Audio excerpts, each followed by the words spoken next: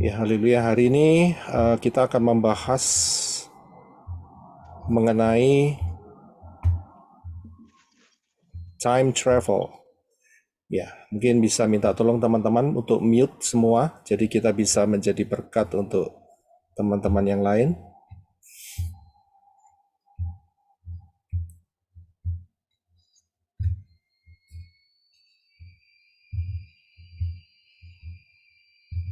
Ya, hari ini Oktober 13 di Arizona, hari Jumat, dan Indonesia Oktober 14, 2023. Kita akan masuk di dalam session yang pertama mengenai time travel, ya. Dan saya beri title di sini adalah navigation system. Saya harap saudara juga bisa belajar sedikit-sedikit bahasa Inggris. Ya, kalau dibuat bahasa Indonesia rada kaku, saudara. Ya, tetapi pakai bahasa Inggris nggak apa-apa ya. Jadi kita juga bisa belajar mengenal daripada bahasa Inggris, ya. Kita akan belajar mengenai time travel dan dengan title yaitu navigation system. Dan ini merupakan sesi yang perdana, sesi yang pertama. Di kemudian hari ini akan menjadi banyak kelanjutannya dan kita tetap akan meneruskan soal kemah suci yang tidak lama lagi akan sudah rampung selesai.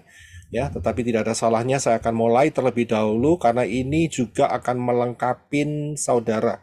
Yang melengkapi kita semua di dalam pengenalan akan Dafar Elohim, akan firman daripada Bapa Yahweh. Nah, kita harus ingat bahwa untuk mendalami, memahami topik-topik ini, kita harus kembali ke akar pola Ibrani yang benar. Ingat ya, yang benar.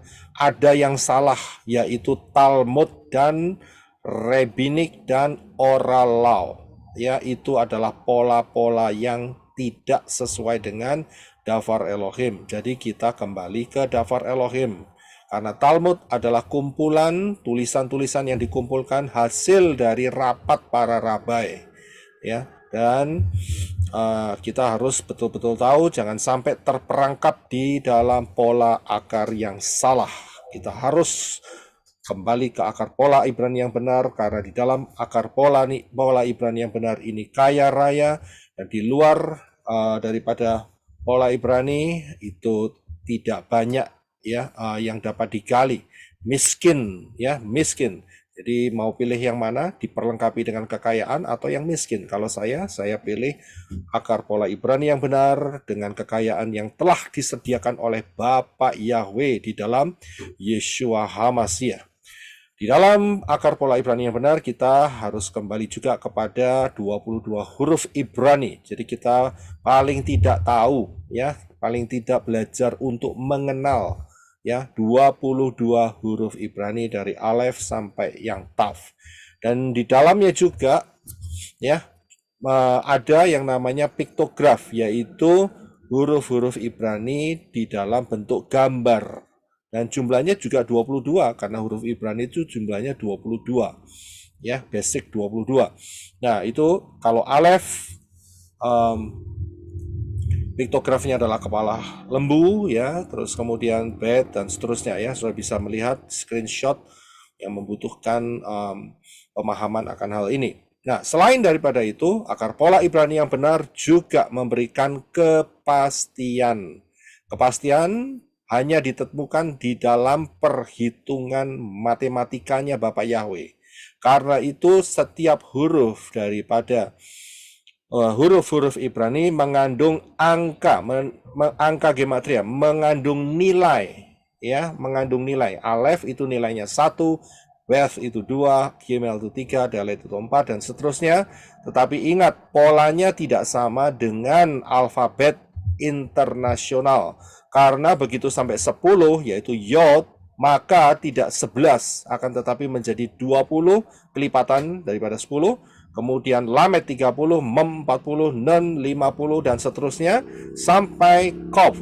Ya, di Kof itu 100, kemudian bukan 101 atau 110, akan tetapi kelipatannya, yaitu 200, dengan huruf Resh, huruf Shin 300, dan huruf Taf 400. Ya, itulah angka gematria yang melengkapi pola akar Ibrani yang benar. Serta jangan pernah lupa bahwa ini adalah satu paket, ya, satu paket. Jadi akan berkaitan satu sama lain. Dan Bapak Yahweh menggunakan pola ini untuk berbicara di dalam kehidupan kita semua dengan luar biasa untuk membuka rahasia-rahasia Dafar Elohim. Jangan lupa juga bahwa nubuat adalah pola. Prophecy is a pattern. Dan Yeshua tahu persis akan hal ini. Ya, kalau saudara memperhatikan apa yang dikatakan Yeshua di dalam Matius 24, ya, pernah saya bahas juga di channel ini, ya. Nanti saya akan bahas lagi juga dalam beberapa minggu ke depan, ya, specifically mengenai Matius 24 ini saya akan ulang lagi, ya. Dan di sini dikatakan bahwa Yeshua juga menggunakan pola ini, yaitu prophecy is a pattern. Ya, nubuat adalah pola. Jadi jangan disingkirkan hal ini. Ini penting sekali. Dan jangan pernah lupa juga bahwa pola satuan waktu ya daripada Bapak Yahweh adalah menggunakan angka 7. Ya, menggunakan angka 7. Jadi kita harus betul paham pola satuan waktu daripada Bapak Yahweh adalah angka 7. Ya, kita akan lanjutkan lebih dalam. Kita akan masuk di dalam session yang pertama ini, time travel, yaitu perjalanan waktu. Dan saya beri untuk yang hari ini, kita akan belajar pelan-pelan saja, ya, supaya saudara paham, ya, mengenai Dafar Elohim. Nah, hari ini kita akan melihat navigation sistemnya Dafar Elohim. Ya, navigation. Jadi kita diarahkan, dinavigasi, ya, sistem navigasi supaya tidak tersesat, supaya tidak nyasar, saudara. Ya, jadi kita di dalam arah yang benar dengan fondasi yang benar. Kalau semuanya benar, maka saudara akan bertumbuh dengan benar. Kalau saudara bertumbuh dengan benar, maka destiny saudara juga akan benar. Ya, kalau diikuti akan benar. Ya. Nah, kalau destiny-nya salah berarti di dalam perjalanan pasti ada yang salah. Kalau semuanya benar, pasti benar.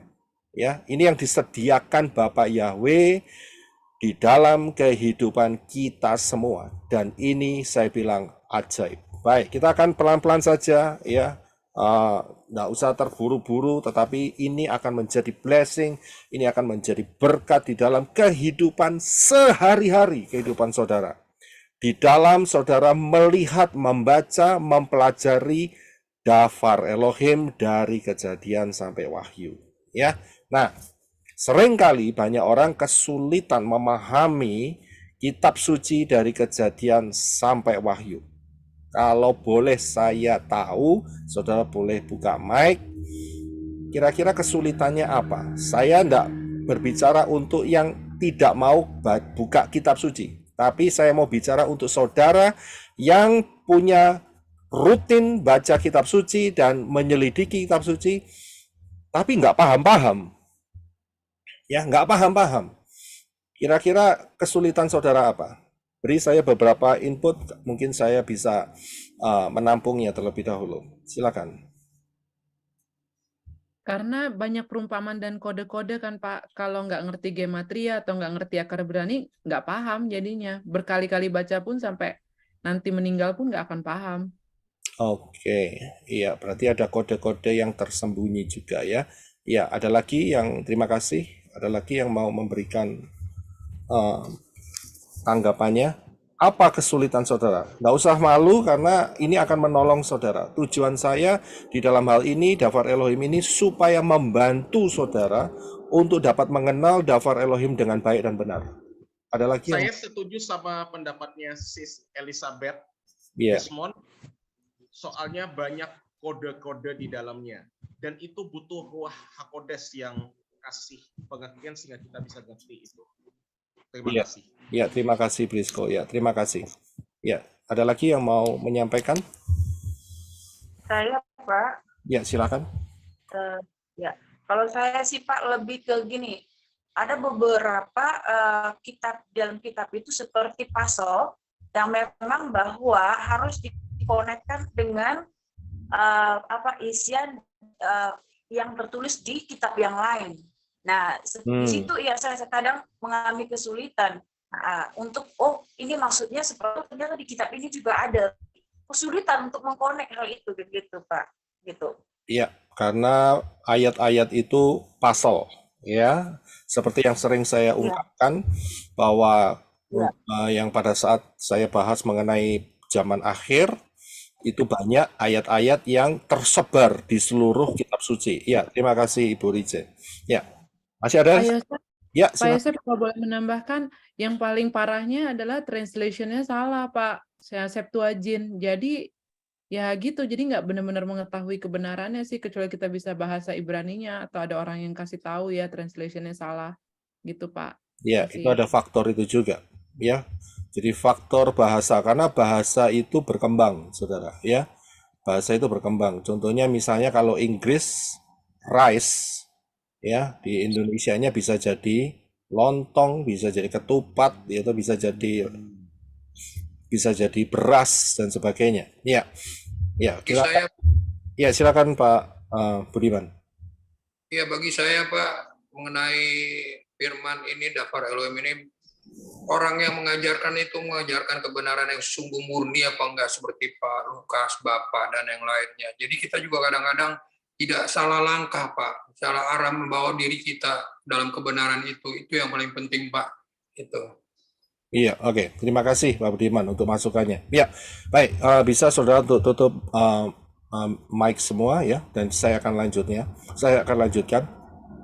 Jadi, saya akan mulai dari scratch paling bawah dulu, ya, dasar-dasarnya, sehingga dari sini saudara akan memahami. Dan terus terang saja untuk materi yang time travel ini cukup panjang. Jadi ini butuh energi untuk saudara boleh mengikuti secara rutin, ya, sehingga saudara bisa mendapatkan semuanya yang Bapak Yahweh telah sediakan buat kita semua. Jadi jangan sampai lompat-lompat, saudara. Kalau lompat-lompat, ya bingung. Ya harus mulai dari pertama lagi. Nah ini mumpung saudara sudah bergabung dengan session yang pertama, ini satu start yang bagus. Tetapi di satu sisi harus punya kekuatan seperti orang yang lari maraton. Ya, lari maraton itu bukan lari sprint. Kalau lari sprint itu jarak dekat, saudara. Atau 200 meter, 300, 400, ya 1000 meter. Itu harus langsung tenaganya dikeluarkan semua. Akan tetapi untuk maraton itu harus punya kestabilan. Ya, punya yang namanya satu fisik yang harus stabil. Ya, untuk bisa menjalani seluruh lari atau jarak maraton itu, ya. Saya nggak tahu maraton itu berapa kilometer. Ada yang tahu kira-kira? 42 kilometer, 42,5. 42 kilometer. 42 kilometeran, sekitar segitu ya. Itu luar biasa saudara, 42 kilo. Dan itu harus konstan. Kalau nggak konstan, waduh itu bisa namanya tergelincir di sana. Baik ya, saudara persiapkan energi saudara untuk dapat memahami mulai dari session yang pertama ini. Kita akan jalan pelan-pelan supaya saudara dapat memahami dengan baik dan benar. Haleluya. Baik. Mengapa tidak atau kurang memahami ya Dafar Elohim ini? Karena ya yaitu tadi yang telah kita sama-sama discuss sedikit, yaitu bahwa tidak memahami sistem navigasi daripada Dafar Elohim ini secara baik dan benar. Ya, seringkali yang terjadi karena apa? Ya, karena tidak bisa melihat dengan baik dan benar, itu salah satunya karena sering yang namanya menjadi kutu loncat. Ya, jadi hari ini doa pagi, Bapak Yahweh, terima kasih atas anugerahmu. Saya akan baca Dafar Elohimmu. Ya, kita buka, engkau yang berbicara.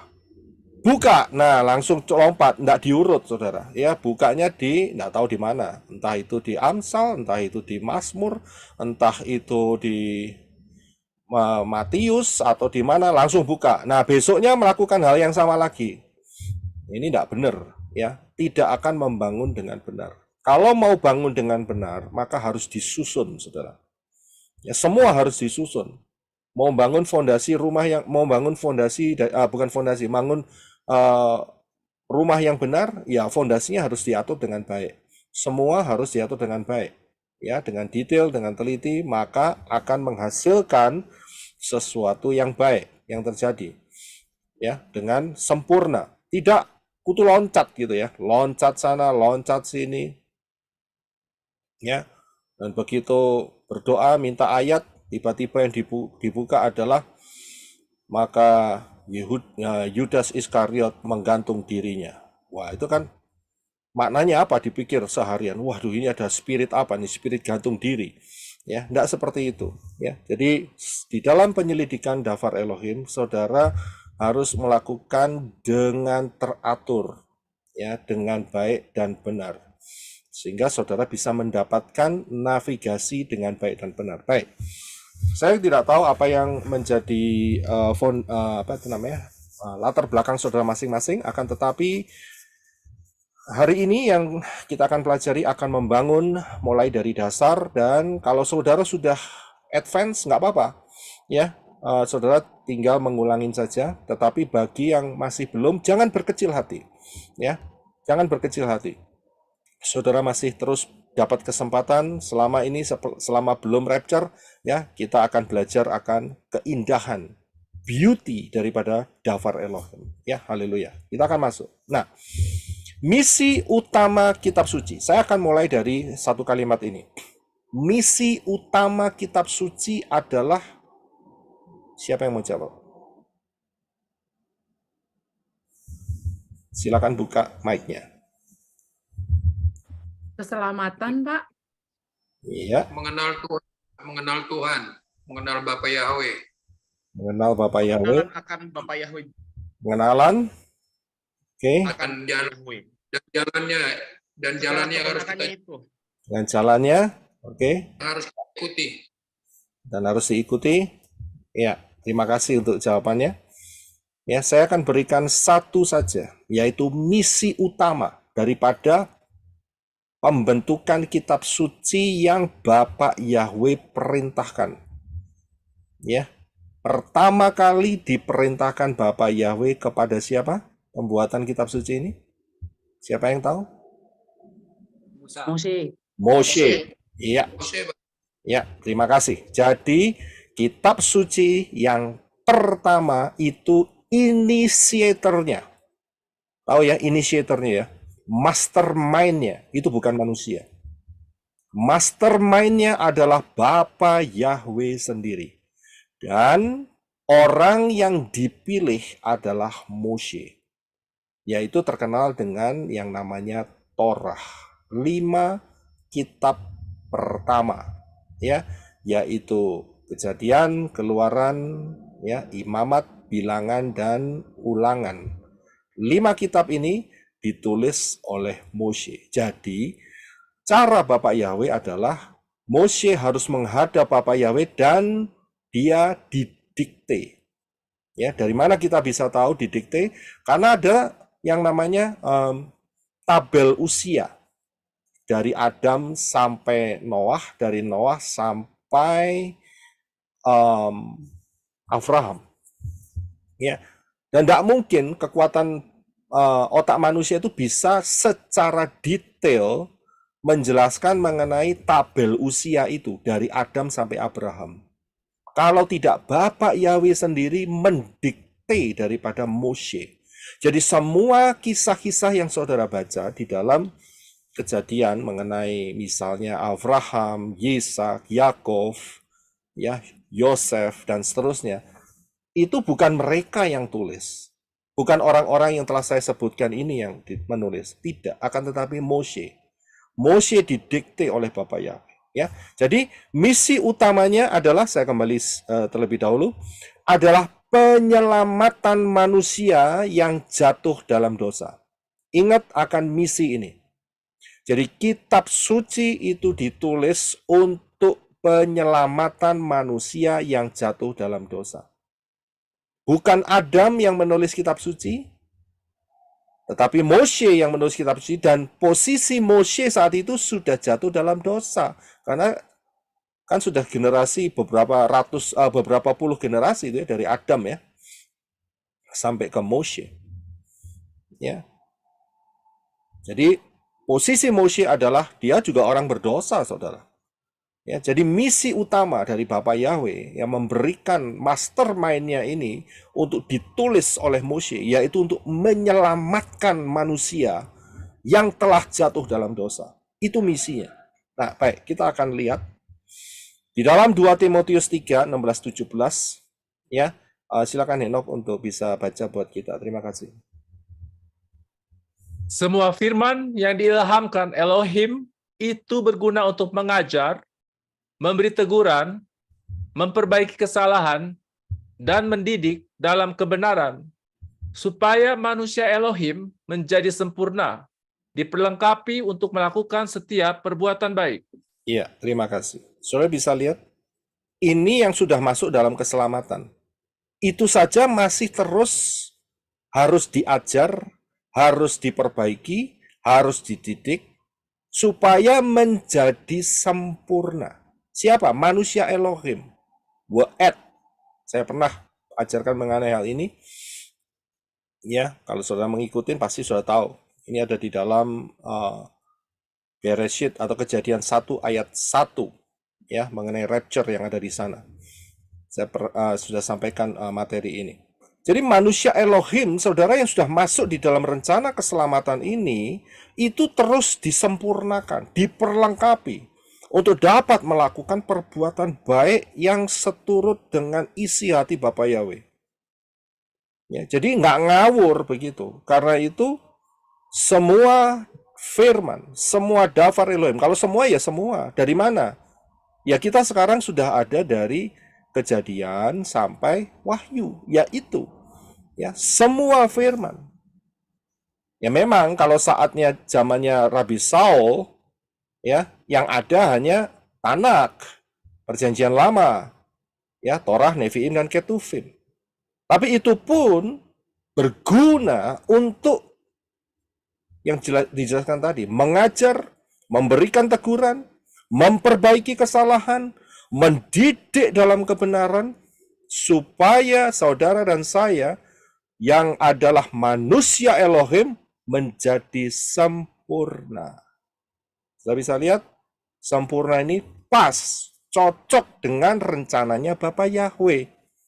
Diperlengkapi untuk melakukan setiap perbuatan baik. Ya, jadi setiap dafar Elohim ya itu punya mission. Ya, mission utamanya adalah menyelamatkan manusia yang jatuh dalam dosa, dan setelah itu manusia yang telah diselamatkan kan masih hidup di bumi ini, belum langsung disambar petir dan mati. Ya kan? Atau kena banjir bandang dan kintir, gitu. Hanyut. Ya, kintir itu bahasa Meksiko Selatan, ya. Jadi saudara bisa lihat di sini, manusia Elohim, saudara dan saya kan masih harus menjalani kehidupan. Karena itu terus, ya, dafar Elohim itu bekerja untuk memperlengkapi saudara dan saya, ya, supaya kita jadi sempurna, yaitu persis sesuai dengan apa yang menjadi rencana Bapa Yahweh dalam kehidupan saudara dan saya, seturut dengan dafar Elohim. Ya, jadi misi utamanya adalah penyelamatan, tidak ada yang lain. Ya, nanti kita akan bisa melihat dari Kejadian sampai Wahyu, isinya penyelamatan. Ya, jadi paham. Nah, jadi untuk memahami hal ini, maka yang pertama yang harus kita perhatikan adalah fondasi. Ya, untuk dapat memahami navigasi sistem dafar Elohim, firman Elohim, firman Bapa Yahweh, yang pertama harus kita tahu fondasinya. Kalau orang sedang mengalami masalah, biasanya mereka akan lihat apa yang menjadi akar permasalahan, iya kan? Selalu gitu kan. Tapi anehnya, ya, saat belajar dafar Elohim, firman Elohim, nggak mau cari fondasinya. Ini parah, saudara. Ya. Jadi mereka berkata, aku sudah jatuh cinta sama sistem Yunani, nggak mau cari fondasinya. Wah, itu parah, saya bilang. Tapi kalau dia dapat masalah, dia cari akar permasalahannya. Ya, saya bilang lebih baik saat dia dapat masalah, jangan cari akarnya, cari rantingnya permasalahannya aja, atau daun permasalahan, atau bunga permasalahan, jangan akarnya. Ya, aneh manusia ini, tapi ya itulah kenyataannya. Untuk saudara dan saya, kita harus berubah pola pikir kita. Kita harus punya fondasi yang benar. Fondasinya apa? Yaitu Tanak. Tanak adalah Torah, Nevi'im, dan Ketuvim, dan Brit Gadasa. Ya, Tanah itu kepanjangan dari ringkasan atau singkatan dari Torah, Nevi'im, dan Ketuvim. Ya, dan lebih dikenal dengan Perjanjian Lama dan Perjanjian Baru. Ada banyak yang tanya, ya, komen apa itu yang namanya Tanak atau apa itu yang namanya Brit Gadasa. Jadi hari ini yang sudah mengikutin sudah tahu Tanak adalah Perjanjian Lama, ya, dan Brit Gadasa adalah Perjanjian Baru. Nah, kita akan melihat lebih dalam lagi untuk fondasi ini. Yeshua tahu persis akan fondasi ini. Karena itu Yeshua, ya, menyatakan fondasi ini. Kita akan baca di dalam Matius 22 ayat 35 sampai 40. Silakan, Heno. Dan seorang dari mereka, seorang ahli Torah, bertanya sambil mencobai dia dan berkata, "Guru, manakah perintah terbesar di dalam Torah?" Dan Yeshua berkata kepadanya, "Kasihilah Yahweh Elohimmu dengan segenap hatimu, dan dengan segenap jiwamu, dan dengan segenap akal budimu. Inilah perintah yang pertama dan yang terbesar. Dan yang kedua, yang sama dengan itu, kasihilah sesamamu seperti dirimu sendiri." Pada kedua perintah inilah tergantung seluruh isi Torah dan kitab para nabi. Iya, terima kasih. Saudara bisa lihat, saat Yeshua dicobai, ya, oleh salah seorang ahli Torah, apa perintah terbesar dalam Torah? Apakah 10 hukum? Ataukah 613? Ataukah yang lain? Tapi Yeshua langsung menjawab, dan dikutip dari Torah sendiri, yaitu kasihilah Yahweh Elohimmu dengan segenap hatimu, dengan segenap jiwamu, dan dengan segenap akal budimu. Di sini Yeshua menegaskan ini perintah yang pertama dan yang terbesar. Sudah bisa paham di sini? Tidak ada perintah yang lebih besar dari ini. Dan Yeshua tidak selesai di sana. Yeshua melanjutkan, dan yang kedua, yang sama dengan itu, sama dengan apa? Sama dengan yang pertama, yaitu kasihilah sesamamu seperti dirimu sendiri. Perhatikan kalimat penutup Yeshua. Yeshua berkata, pada kedua perintah inilah tergantung seluruh isi Torah dan kitab para nabi. Torah, Nevi'im, Ketuvim. Yeshua mengatakan, ingat ya, saat ini kan belum ada Brit Gadasa, saudara. Jadi Yeshua merefer kepada Tanak, Torah, dan kitab para nabi. Nevi'im, Ketuvim itu kitab para nabi. Inilah fondasinya. Ya, inilah fondasi kebenaran itu. Nah, sekarang Yeshua pun juga menyatakannya kepada murid-muridnya. Kalau saudara melihat gambar yang di sebelah kanan, saya yakin saudara sudah tidak asing lagi dengan gambar itu. Ini cuma gambar ilustrasi, ya. Nggak bisa dapatkan gambar aslinya, ya. Siapa yang punya gambar aslinya? Bisa kirim ke saya. Ada yang dapat mengenai peristiwa ini? Ada gambar aslinya nggak? Nggak ada. Ya memang nggak ada, saudara. Saat itu kan nggak ada yang namanya Samsung, nggak ada yang namanya iPhone, ya kan. Jadi ya jelas, nggak ada yang namanya kamera, ya kan. Ya jelas, jadi nggak ada yang bisa kasih gambar aslinya. Ya, jadi ini adalah gambar ilustrasi, ya.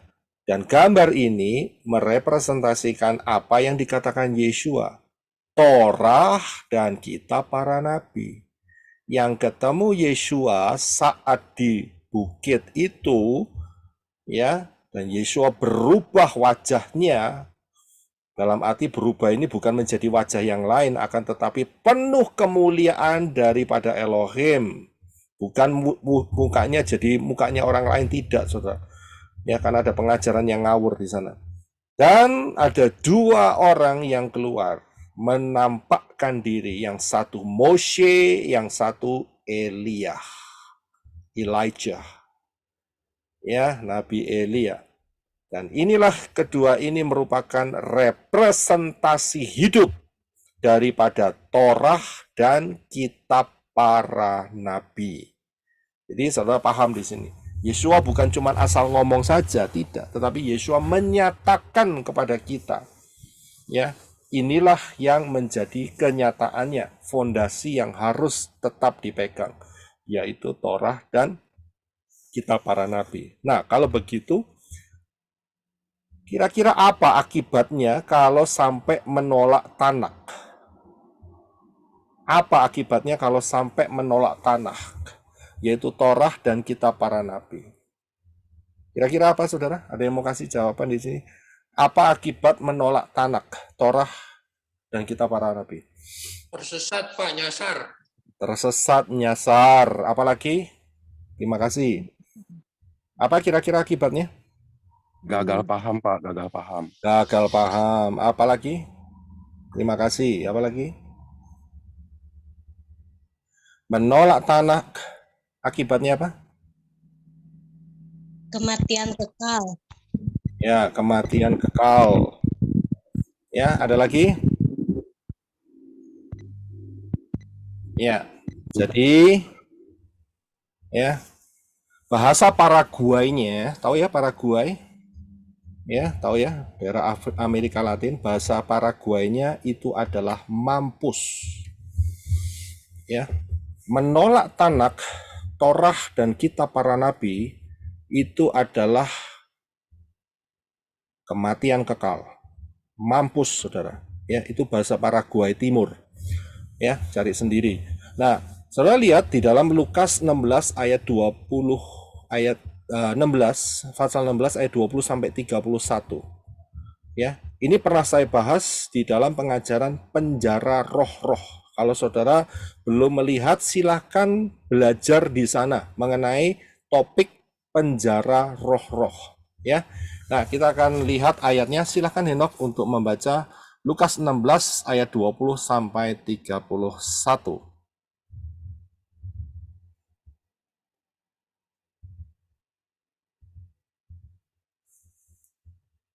Abraham berkata kepadanya, Oh sorry, mohon maaf, bukan 20, cuma 3 ayat, 29, 30, 31. Mohon maaf. Jadi Lukas 16, 29, 30, 31 saja. Terima kasih. yeah, this is the one. Ya. Abraham berkata kepadanya, mereka telah memiliki kesaksian Moshe dan para nabi, biarlah mereka mendengarkannya. Namun ia berkata, tidak Bapak Abraham, kecuali jika ada orang yang bangkit dari kematian dan datang kepada mereka, maka mereka akan bertobat. Ia berkata kepadanya, jika mereka tidak mau mendengarkan kesaksian Moshe dan para nabi, mereka tidak akan diyakinkan sekalipun oleh orang yang bangkit dari kematian. Iya, terima kasih. Sudah bisa lihat, percakapan ini ada di dalam dunia orang mati. Karena itu siapa yang belum mendapatkan pengajaran penjara roh-roh, silakan ke channel ya dan temukan di sana, pelajari baik-baik. Percakapan ini ada di dalam dunia orang mati. Jadi si kaya ini sudah mati, Abraham pun juga sudah mati. Tapi percakapan ini dilihat oleh Yesua sebagai saksi untuk kita semua.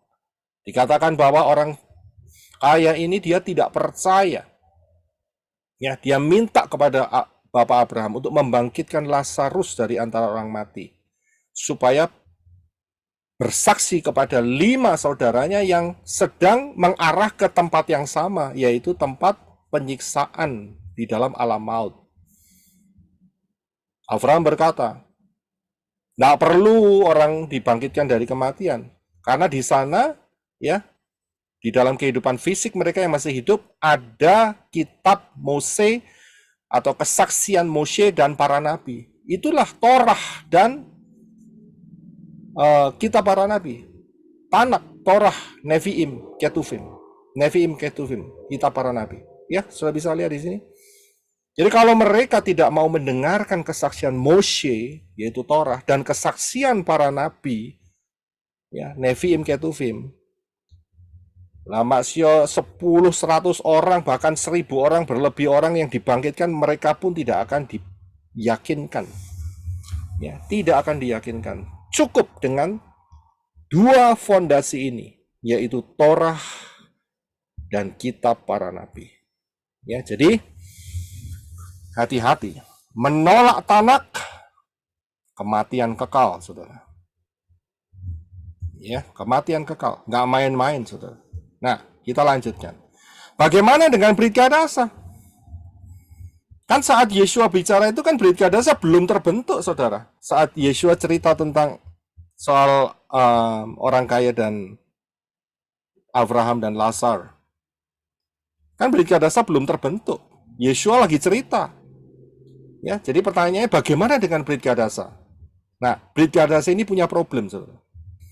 Problemnya yaitu adalah perang Bar Kokhba, pemberontakan saya bilang. Pemberontakan Bar Kokhba. Sekitar 132 sampai 136 Masehi. Ini pemberontakan besar dan pemberontakan terakhir. Salah satu hasilnya adalah kitab-kitab yang tertulis dalam bahasa Ibrani, termasuk Brit Kadasa yang sudah terbentuk saat itu, dibinasakan, dibakar. Ini dia masalahnya. Masalah terbesar di sini. Sehingga, ya, kalau orang sekarang tanya, Brit Kadasa atau Perjanjian Baru ditulis dalam bahasa apa? Semua setuju bahasa Yunani. Salah jawabannya. Yang benar adalah bahasa Ibrani.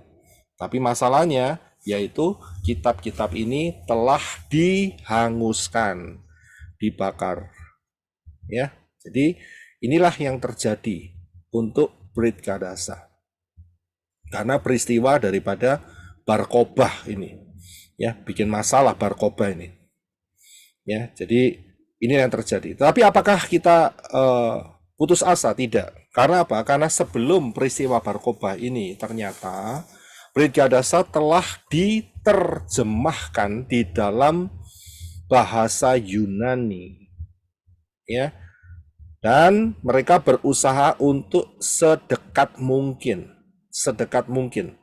Ya, jadi diterjemahkan dalam kitab yang disebut Septuagint.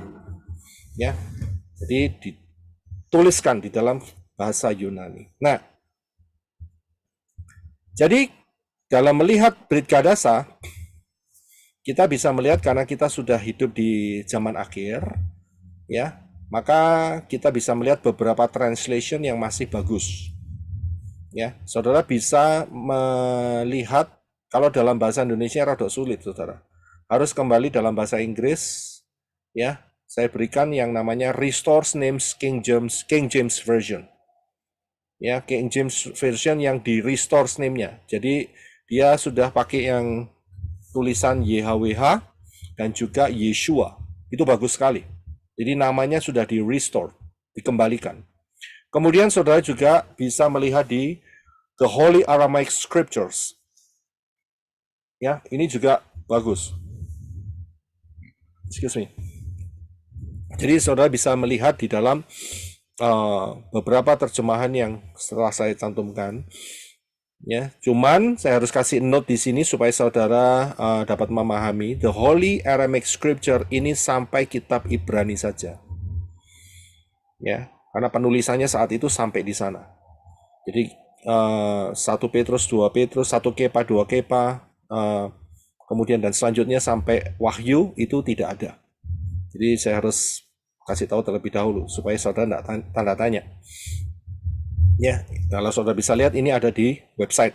Jadi saudara bisa melihat dengan huruf-huruf Aramaik. Tapi sudah dilafalkan di dalam huruf-huruf Inggris International. Saudara bisa lihat di sana. Ya, jadi inilah yang menjadi problem. Tapi nggak ada masalah. Karena apa? Karena ya pendekatannya paling dekat adalah melalui hal ini. Nah, ya kita akan masuk lebih dalam untuk masalah Brit Kadasa. Nah, kalau saudara lihat ya kata yang saya berikan di depan, meragukan sama dengan titik. Ada yang mau kasih jawaban enggak untuk mengisi titik-titiknya ini? Sebelum saya lanjutkan mengenai Brit Kadasa. Meragukan sama dengan Tidak yakin. tidak yakin. Percaya. Tidak percaya. Meragukan sama dengan Buta. buta. Ya, oke. Ya, terima kasih. Ya, saya akan Tidak selamat, Pak. tidak selamat. Ya, baik, kita akan lihat ya ayatnya ya. Untuk kata meragukan ini sama dengan apa? Ya, nanti saya akan bawa saudara kepada Brit Kadasa. Baik.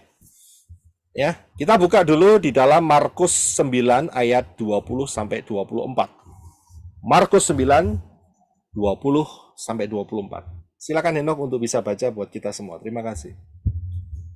Dan mereka membawanya kepada dia, dan segera setelah melihat dia, roh itu mengguncang-guncangkannya, dan setelah jatuh ke tanah, anak itu terguling-guling dengan berbusa. Dan dia menanyai ayahnya, sudah berapa lama yang seperti itu terjadi padanya? Dan dia menjawab, sejak kecil. Bahkan seringkali roh itu juga melemparkan dia ke dalam api dan ke dalam air, sehingga dapat membinasakan dia. Namun jika engkau dapat melakukan sesuatu, tolonglah kami dengan berbelas kasihan pada kami. Dan Yesua berkata kepadanya, sekiranya engkau dapat percaya, segala sesuatu mungkin bagi yang percaya. Dan sambil berseru, segera ayah anak kecil itu berkata dengan linangan air mata, aku percaya, ya Tuhan, tolonglah ketidakpercayaanku ini. Iya, terima kasih. Saya lihat peristiwa ini, di mana murid-murid Yesua ya saat itu dihadapkan dengan anak yang dirasuk setan dan mereka tidak sanggup menanganinya. Tapi Yesua turun tangan ya, dan kemudian apa yang terjadi? Terjadi percakapan kecil. Dia tanya, Yesua tanya sama ayahnya, udah berapa lama ini terjadi kayak gini? Dan dijawab sama ayah anak ini, sudah sejak kecil, berarti mungkin dia remaja. Bahkan lebih parahnya lagi, setan itu yang ada di dalam anaknya ini melemparkan dia ke api, ke dalam air, supaya mau membunuh daripada anak ini, ya anak remaja ini. Ya, mungkin bisa di mute dulu ya, tolong ya. Ya, terima kasih. Ya, dan apa yang dikatakan oleh ayah daripada anak ini?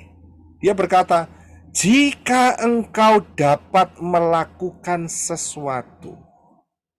Kalimat ini adalah kalimat di mana yang merepresentasikan isi hati daripada orang tua ini, yaitu orang tua daripada anak yang kerasukan setan itu, dia ragu-ragu, saudara. Dia bimbang. Ya, dia bimbang. Apakah Yesua langsung menyembuhkan, mengusir setan? Tidak, saudara. Tidak. Tapi Yesua kasih satu kemurahan dengan memberikan satu kalimat, yaitu Yesua berkata, sekiranya engkau dapat percaya, segala sesuatu mungkin bagi yang percaya.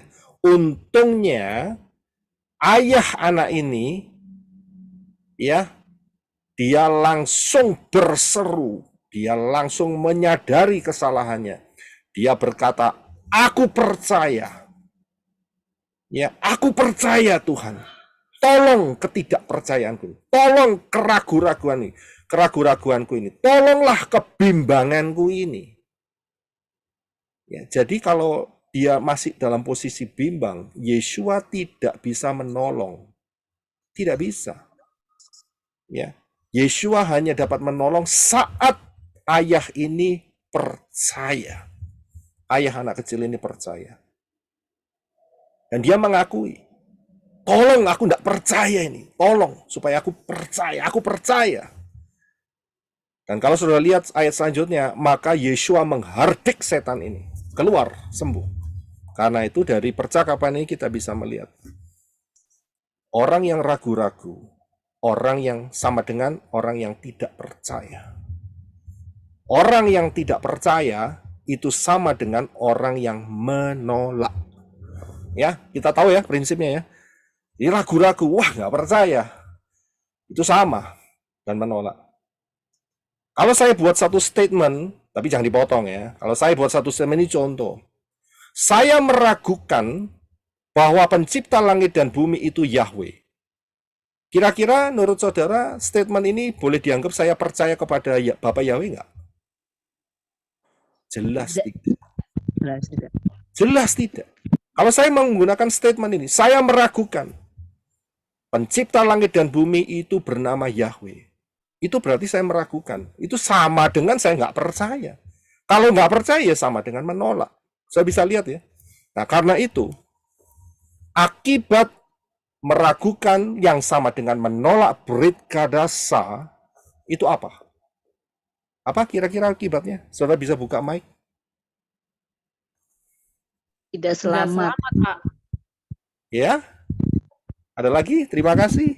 Sudah sepakat? Menolak Yeshua. Nggak percaya, Pak. Meragukan itu sama dengan menolak. Seperti tadi ayatnya. Ya, terima kasih. Ya, Sama aja menolak Yeshua. ya, terima kasih. Tidak selamat. Ya, terima kasih. Ini sudah bisa melihat. Ya, kita tutup mic dulu, saya akan lanjutkan. Terima kasih untuk semua jawabannya. Ya. Jadi meragukan atau menolak sama dengan menolak Brit Kadasa, itu sama dengan yang di atas tadi. Yang bahasa Paraguay selatan atau timurnya itu adalah Mempos.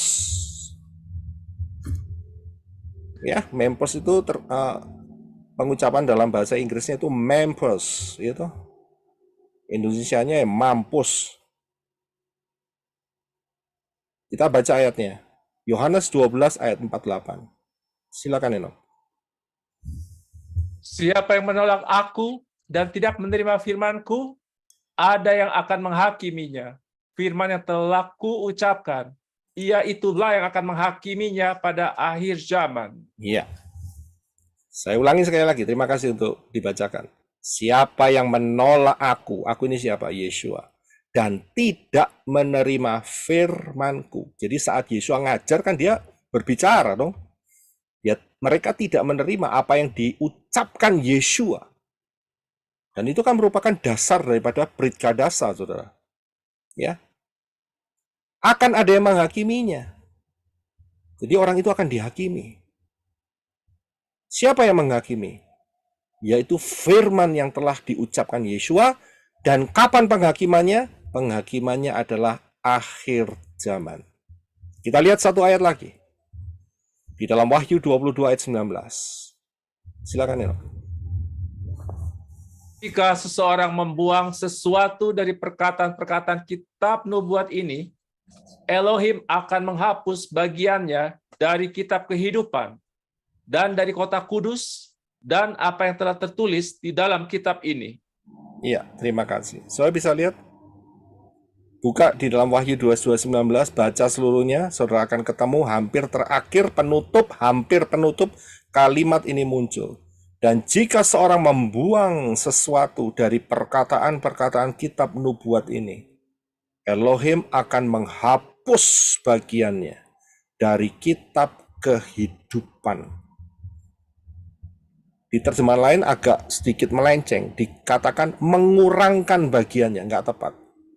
Tapi dalam hal ini dikatakan dihapus bagiannya. Dari kitab kehidupan dan dijelaskan dan dari kota kudus. Di manakah kota kudus? Bukan di Jawa Tengah, tapi di Yerusalem baru. Ya. Nah, kita akan lihat kapan akhir zaman. Perhatikan tabel ini.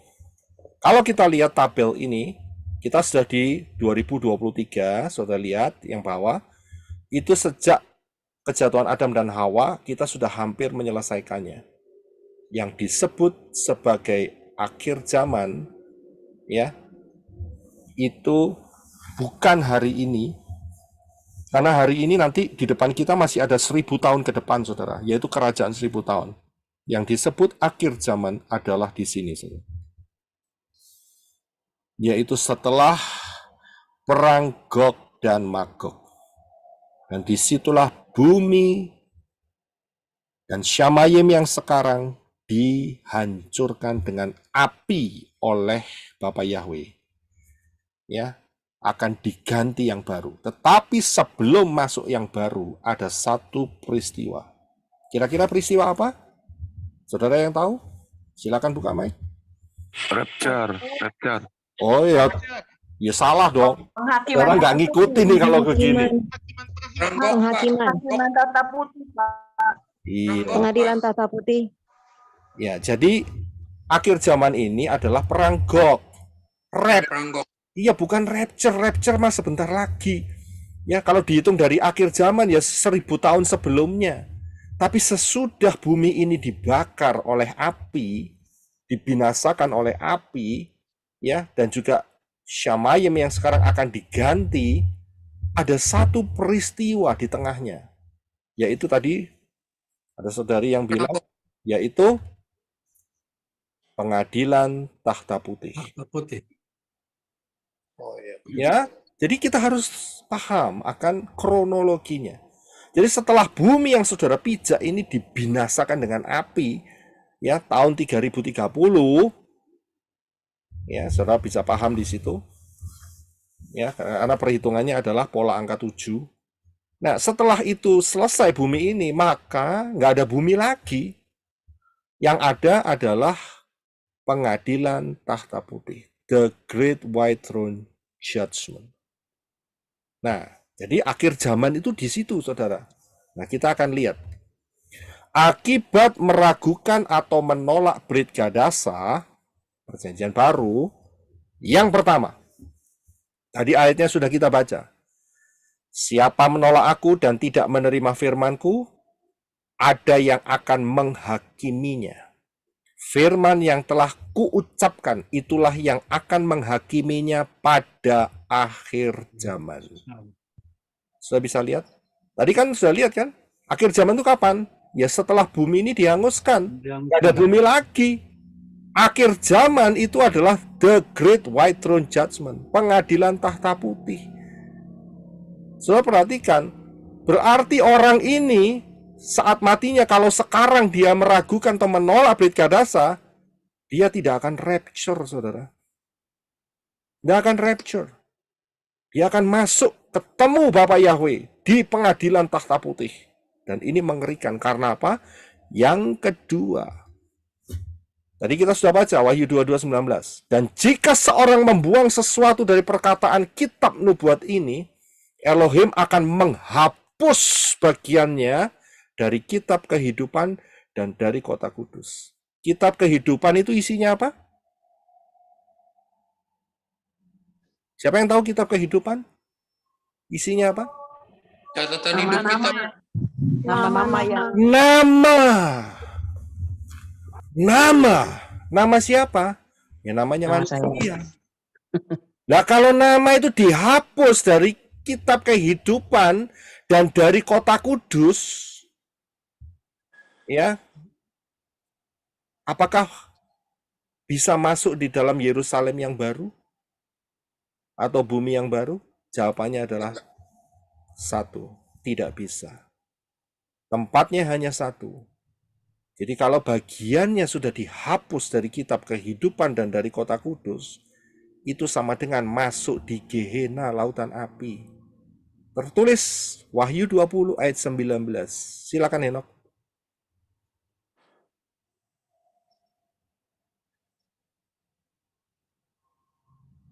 Dan jika seseorang membuang sesuatu dari perkataan-perkataan kitab nubuat ini, Yang bawah. Wahyu 20:19. Dan jika seseorang tidak didapati tertulis di dalam kitab kehidupan itu, ia dilemparkan ke dalam lautan api. Terima kasih. Saya bisa lihat ayat yang atas dan yang bawah. Yang atas dikatakan menghapus bagiannya dari kitab kehidupan. Yang di bawah dikatakan kalau namanya tidak didapati tertulis dalam kitab kehidupan, kan itu dihapus. Maka nasib orang itu adalah cuma satu, lautan api. Hati-hati, jangan bikin statement yang sembarangan mengenai fondasi kitab suci. Baik itu Tanak, baik itu Brit Gadasa. Saudara harus hati-hati, saudara. Ya, mungkin ada yang berkata begini, Saya percaya kepada Yeshua HaMasiah, tapi saya tidak percaya akan firman-Nya. Bisa nggak? Nggak bisa, Pak. Nggak bisa, ya mana mungkin. Nggak bisa, namanya percaya kepada Yeshua, ya percaya kepada firman-Nya. Mana ada saya percaya Bapak Yahweh dalam Yeshua, tapi saya nggak percaya akan firman-Nya. Ya nggak bisa, nggak mungkin. Ya kan? Ini dia. Jadi kita harus hati-hati, saudara. Fondasi yang ditolak itu berakibat fatal. Fatal sekali. Menolak Tanak, menolak Brit Kadasa, fatal sekali. Yaitu lautan api. Ya, jangan sampai ada yang melakukan hal ini. Yang selanjutnya. Yang nomor 2. Untuk memahami navigation system Dafar Elohim, kita harus tahu bahwa original kitab suci itu tidak ada fatsal, tidak ada ayat. Tapi saudara harus hati-hati, lihat konteksnya. Lihat konteksnya. Saya kasih contoh. Lukas 4, 16-20. Silakan Henok untuk membaca, terima kasih. Dan dia datang ke Nazaret, tempat dia telah dibesarkan. Dan pada hari Sabat, sesuai dengan kebiasaannya, dia masuk ke sinagoga dan berdiri untuk membaca. Dan diberikanlah kepadanya kitab Nabi Yesaya. Dan setelah membuka kitab itu, dia menemukan bagian yang telah tertulis. Roh Yahweh ada padaku, karena dia telah mengurapi aku untuk menginjil kepada orang-orang miskin.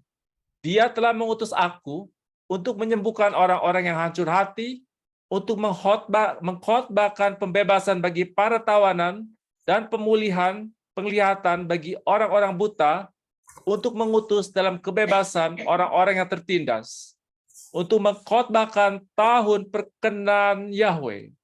Dan setelah menutup kitab itu, seraya mengembalikannya kepada pengawal, dia pun duduk, dan mata semua orang di dalam sinagoga itu terus-menerus menatap kepadanya. Ya, terima kasih. Kalau saudara melihat peristiwa ini, ya, saudara tidak dapat lengkap. Karena apa? Apa yang dibaca oleh Yeshua itu diputus oleh Yeshua. Nah, kita akan melihat ayatnya yang mengatakan bahwa roh Yahweh ada padaku dan seterusnya sampai ayat 19. Kita akan lihat dari kitab Yesaya. Ya, yaitu tertulis di dalam Yesaya 61 ayat 1 dan 2. Ya, Yesaya 61 ayat 1 dan 2. Inilah yang ditemukan oleh Yeshua saat berbicara di sinagoga saat Syabat. Jadi Yeshua juga Syabat ya. Jangan ngawur ya, Yeshua pergi ke sinagoga hari Minggu, tidak. Tapi Syabat. Katakan seperti kebiasaannya.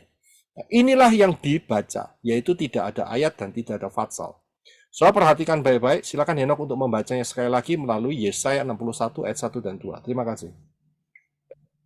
Roh Tuhan Yahweh ada padaku, karena Yahweh telah mengurapi aku untuk memberitakan kabar baik kepada yang lemah. Dia mengutus aku untuk membalut hati yang terluka, untuk memberitakan tahun pembebasan kepada para tawanan dan kebebasan bagi orang-orang yang terbelenggu, untuk memberitakan tahun rahmat Yahweh dan hari pembalasan Elohim kita, untuk menghibur semua yang berduka. Ya, terima kasih. Saudara perhatikan apa yang dikatakan Yeshua, Yeshua potong. Potong di mana? Kalau saudara bisa lihat kursor saya, saudara lihat dia stop di tahun rahmat Yahweh. Yeshua stop di sini. Kalau saudara lihat kursor saya bergerak ya, dia stop di sini. Padahal ayat ini belum selesai, saudara. Ada kelanjutannya. Kelanjutannya apa? Dikatakan Yesaya 61 dan 2 ini dikatakan kelanjutannya adalah dan hari pembalasan Elohim kita untuk menghibur semua yang berduka. Sudah bisa lihat?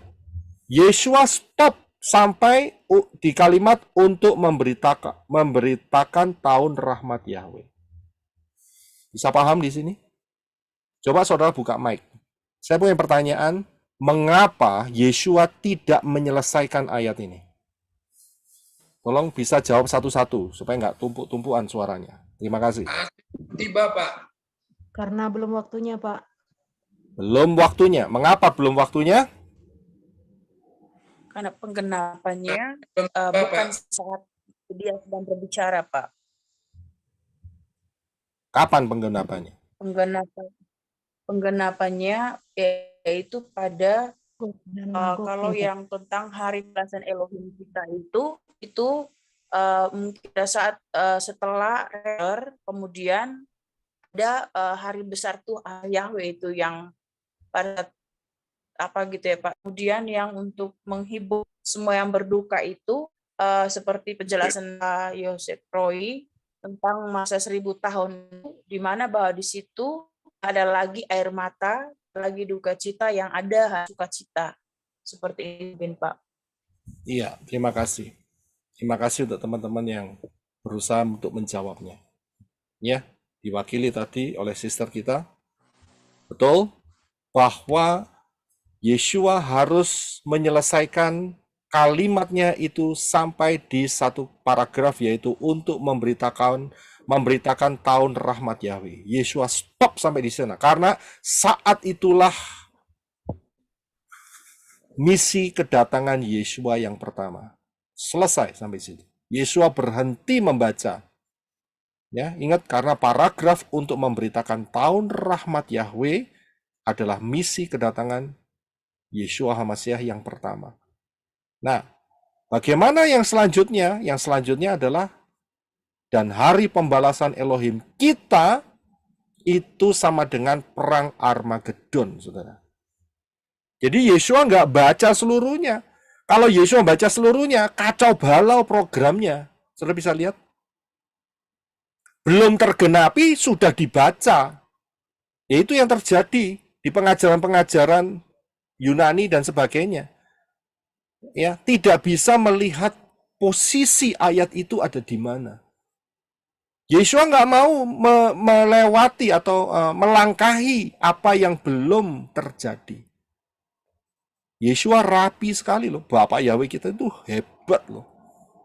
Ya harus stop sampai di sini. Karena apa? Hari pembalasan Elohim itu sama dengan nanti 2000 tahun lagi. Yaitu kedatangan Yeshua yang kedua. Di dalam perang Armageddon. Bisa lihat di sini. Saya harap saudara bisa paham. Saudara harus lulus yang ini. Supaya saudara bisa melanjutkan di sesi-sesi berikutnya. Dan kemudian kalimat berikutnya, menghibur semua yang berduka, itu sama dengan kerajaan damai 1000 tahun. Kalau kita tidak bisa memilah-milah ayat ini, kacau. Apa hasilnya? Ya pengajaran yang amburadul, yang di luar pola akar Ibrani. Ya. Salah satu contohnya apa? Ada pengajaran yang mengatakan bahwa nanti rapture ada di sangkakala yang ketujuh dalam kitab Wahyu. Karena apa? Karena nggak bisa melihat. Satu kalimat itu bisa berarti dua sisi, saudara. Seperti ini. Dan bedanya 2000 tahun, saudara. Saudara bisa lihat? Kesulitannya itu ada di sini, saudara. Saya harus ungkapkan bagi yang cinta untuk mendalami Dafar Elohim. Karena itu kita akan belajar pelan-pelan. Ya, time travel ini panjang, saudara. Ya, saya bilang panjang. Mungkin sampai pengangkatan, I don't know. Bisa jadi. Tapi ikutin saja. Ini akan keindahannya luar biasa, saudara. Ya, jadi jangan sampai kita terjebak dengan menurut saudara adalah ayat yang membingungkan sehingga saudara nggak bisa memilah ini kapan waktunya. Dari ini satu contoh yang jelas. Yeshua tahu, ini bagian yang pertama, ini bagian yang kedua. Oh nanti, ini bagian yang kerajaan 1000 tahun. Yeshua tahu. Padahal satu kalimat dibagi 3, saudara. Saya bisa lihat. Kayak orang membagi kue tart. Ya kan? Dibagi-bagi, kue tartnya 1 dibagi 3 gitu. Contohnya seperti itu. Ya, jadi saudara harus paham. Nah, Ayat itu hanya menolong untuk supaya kita bisa tahu dengan cepat ada di mana, fatsal dan ayat. Tetapi dalam menyelidiki daftar Elohim, kita harus kenal yang ini untuk yang ini, yang itu untuk yang itu. Kita harus tahu. Ini salah satu contohnya. Nanti ada banyak yang saya akan ungkapkan ayat-ayatnya. Ya, tapi nggak hari ini ya. Kita akan berjalan ya dari session kedua, 3, dan 4 selanjutnya. Kita akan lihat, kita akan temukan banyak hal. Ya, sehingga saudara bisa melihat keindahannya luar biasa. Baik, ya. Jadi saudara paham. Nah, yang ketiga, ya, ini kita lagi bicara soal navigation system. Yang ketiga, saya akan berikan mengenai pengertian nubuat, prophecy. Ya. Ini bukan prophecy kalau satu ada orang yang bernubuat, oh nanti kamu akan dapat jodoh gitu. Oh kamu nanti tahun sekian kamu akan sukses begitu. Tidak, ini bukan prophecy model seperti itu, saudara. Tidak. Kalau saudara lihat prophecy yang saya maksudkan di sini adalah dua hal, yaitu mengenai kedatangan Yeshua yang pertama dan kedatangan Yeshua yang kedua. Inilah nubuat yang ada di dalam Tanak dan Brit Gadasa. Kalau Brit Gadasa, karena Yeshua sudah datang, maka arahnya ke kedatangan yang kedua. Tapi kalau Tanak, nah ini dia saudara. Harus bisa membedakan seperti yang di atas tadi. Ini buat yang mana nih? Yang kedatangan pertama atau kedatangan yang kedua? Ya, bisa paham di sini.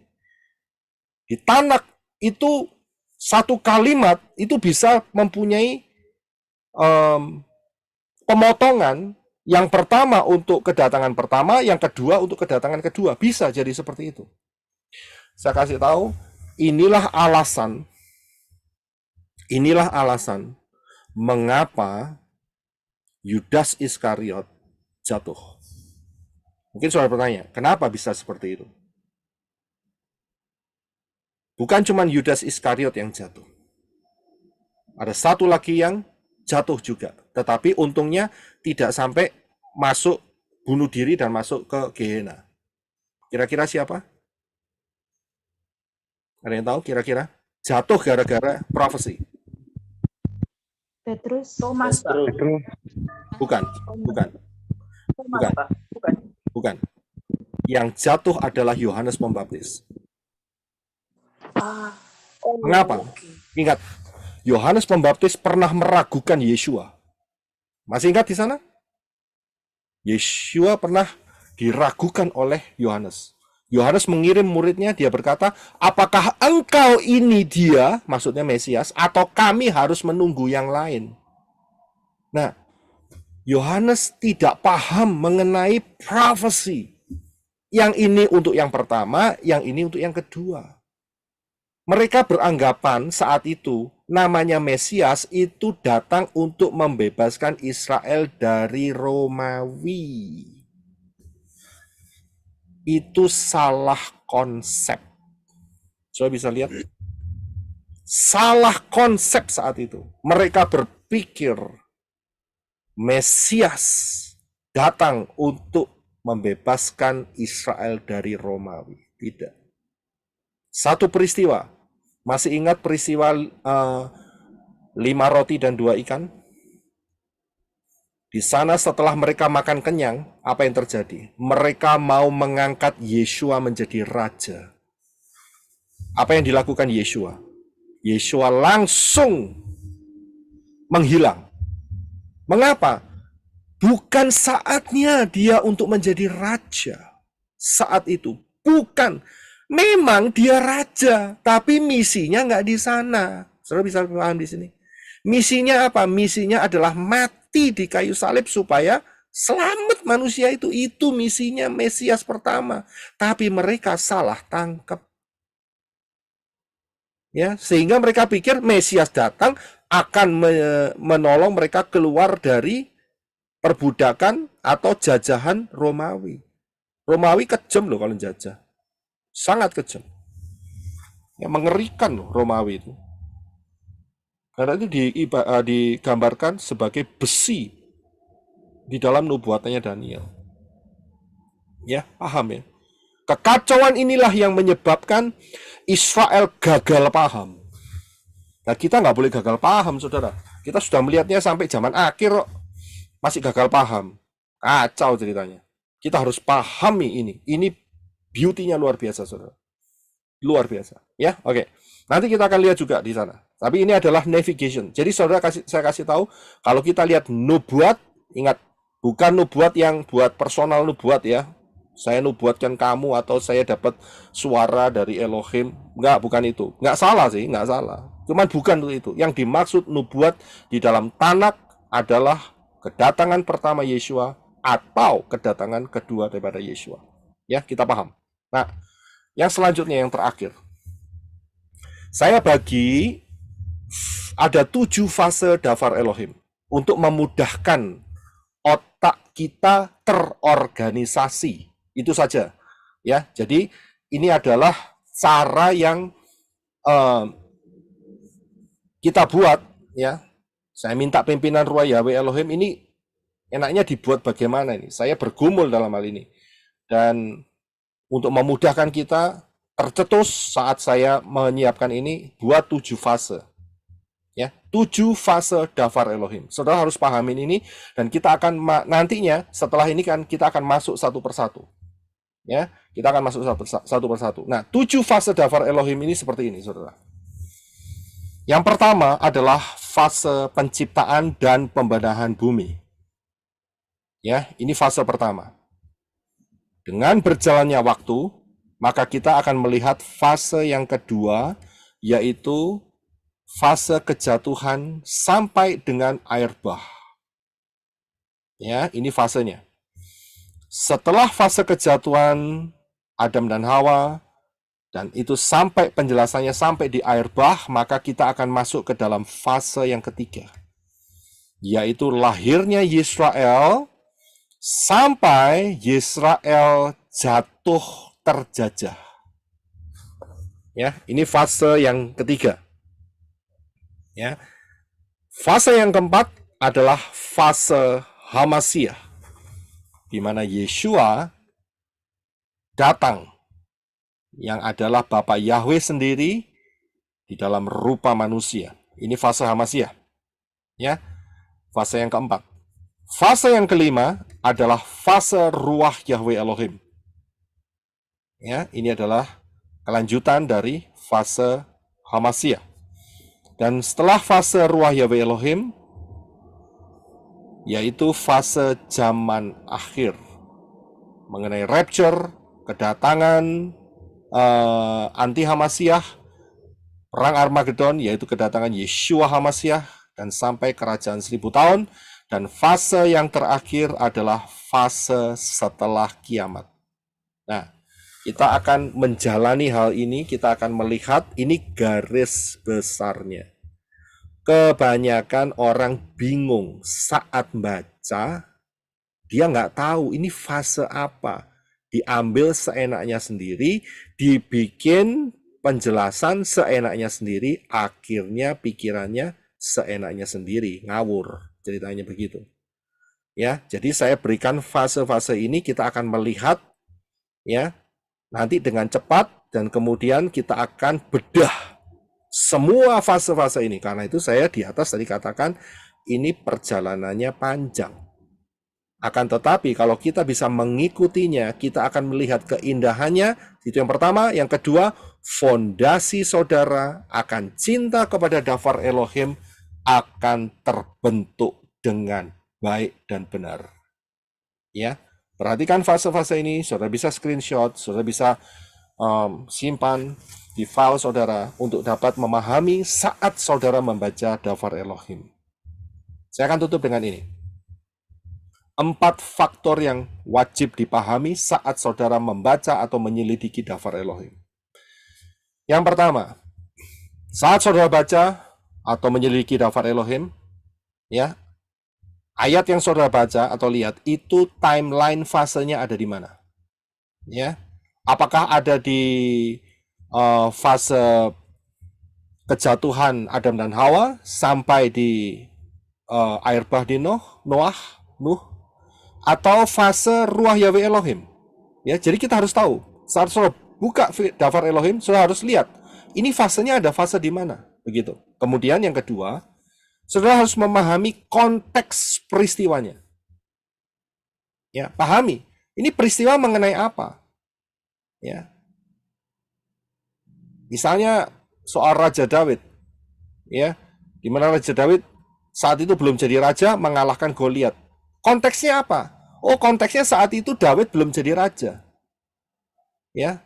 Tapi saat itu dia sedang berkunjung untuk mengunjungi saudara-saudaranya. Kita harus tahu konteks peristiwanya. Jadi itu untuk memudahkan saudara di dalam membuka atau menguliti isi daftar Elohim. Dan kemudian nomor 3, coba saudara lihat, tulis, apakah ada atau adakah makna rohaninya yang kita bisa dapat. Misalnya tadi saya beri contoh, Daud mengalahkan Goliat. Makna rohaninya apa? Saudara bisa catat di sana. Ya, melalui peristiwa itu saudara bisa dapatkan kekayaan rohaninya apa. Oh, ternyata Daud ini dia berharap kepada Bapa Yahweh. Dia coba dikasih ketopong, perisai, pedang dan sebagainya, tambah nggak bisa jalan, terlalu berat. Hanya menggunakan ali-ali dan batu, ketepel dan batu untuk mengalahkan Goliat. Tetapi sebelum mengalahkan, Daud mengucapkan satu kalimat, yaitu, aku mendatangi engkau dengan nama Yahweh. Itu dia. Makna rohani apa? Saat saudara menghadapi masalah-masalah, saudara bisa memproklamirkan, aku hadapi ya dengan nama Yahweh persoalan ini. Maka Bapa Yahweh akan menolong aku. Nah, itu makna rohani. Jadi saudara bisa catat di situ. Kemudian, apakah ada nubuatan di sana? Nubuat yang saya maksud ini adalah, ingat ya, jangan pernah lupa, nubuat ini mengenai kedatangan Yeshua pertama atau kedatangan Yeshua kedua. Saudara bisa lihat. Jadi saudara harus paham 4 faktor yang wajib dipahami. Tapi kalau saudara tidak pernah baca firman, ya susah. Ya, tidak punya kebiasaan baca firman atau menyelidiki daftar Elohim, ya nggak akan dapat. Ya, akan sia-sia. Ini bagi yang membaca dan menyelidiki daftar Elohim. Dan ingat, misi utama kitab suci. Jangan pernah lupa.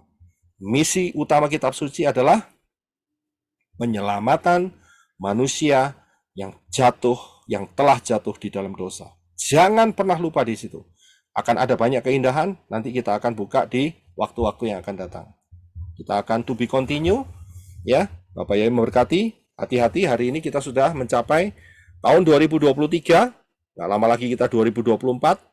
6.000 tahun sejak kejatuhan Adam dan Hawa, kita hampir finish beberapa tahun lagi. Karena itu, kita sudah masuk di dalam 3,5 tahun Shekel Shemitah yang pertama, rapture di depan mata kita. Pelajari High Alert 2026, jangan remehkan. Dan juga Yeshua mengatakan, kalau sampai waktunya tidak dipersingkat, maka tidak ada yang selamat. Karena saudara dan sayalah sebagai orang-orang pilihan, ya, yang akan di-rapture, maka waktunya akan dipersingkat. Seberapa singkat? Ada di dalam rahasia 1290 hari dan 1335 hari, saudara bisa pelajari. Karena itu dengan pola ini, ya ingat ya, dengan pola ini kita berjaga-jaga supaya kalau rapture terjadi akhir 2025 atau awal 2026, kita semua sudah siap. Ya, itu tujuannya di situ, bukan untuk ngeramal, karena saya bukan tukang ramal. Ya, dan selanjutnya, jika saudara belum masuk di dalam pintu keselamatan yang benar, yaitu Yeshua yang adalah keturunan bangsa Yahudi. Ingat ya, ini bukan keselamatannya yang disediakan bangsa Yahudi yang sekarang harus melalui Hashem dan Adonai yang tidak mau menyebut nama Yahweh. Itu keliru, itu Talmud, salah. Ya, itu rabbinik, itu oralau, jangan diikutin. Pintu yang benar adalah Yeshua HaMashiach. Yod Shin Waw Ayin. Masuklah, maka saudara harus berseru pada nama Yahweh, jangan nama ilah-ilah yang asing. Maka saudara akan diselamatkan. Bila berseru dalam nama Yahweh, masuk dalam baptisan pembaharuan, belajar daftar Elohim, ya, terus bertumbuh, jangan ikut-ikut lagi di dalam pesta atau perayaan yang beraura pagan. 25 Desember, Telur Paskah, Rabu Abu, Kamis Putih, Jumat Agung, ya, Paskah, yaitu hari Minggunya itu salah. Dan kemudian Chinese New Year, Jongkok Sinian, ya, Imlek dan sebagainya, Qingping dan sebagainya, ya, perayaan orang mati, Halloween, macam-macam, ya, jangan diikuti, itu menyakiti hati Bapak Yahweh. Berjaga-jagalah, bersedialah, karena rapture sudah tidak lama lagi akan terjadi. Bagi siapa yang membutuhkan baptisan pembaharuan, segera screenshot, hubungin saudara-saudara yang dekat, ya, di yang saya tampilkan di depan ini, sudah bisa screenshot, ya, sehingga saudara bisa dilayani dengan segera. Dan ingat, minta dilepaskan dari sesembahan yang bukan dari Israel, ya. Haleluya.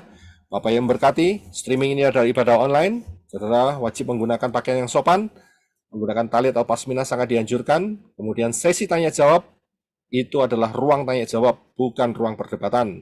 Dan juga jangan menggunakan kata-kata atau kalimat-kalimat yang bertentangan dengan kode etik YouTube supaya dapat menjadi berkat buat yang lainnya, ya. Jadi saudara harus memahami dalam hal ini.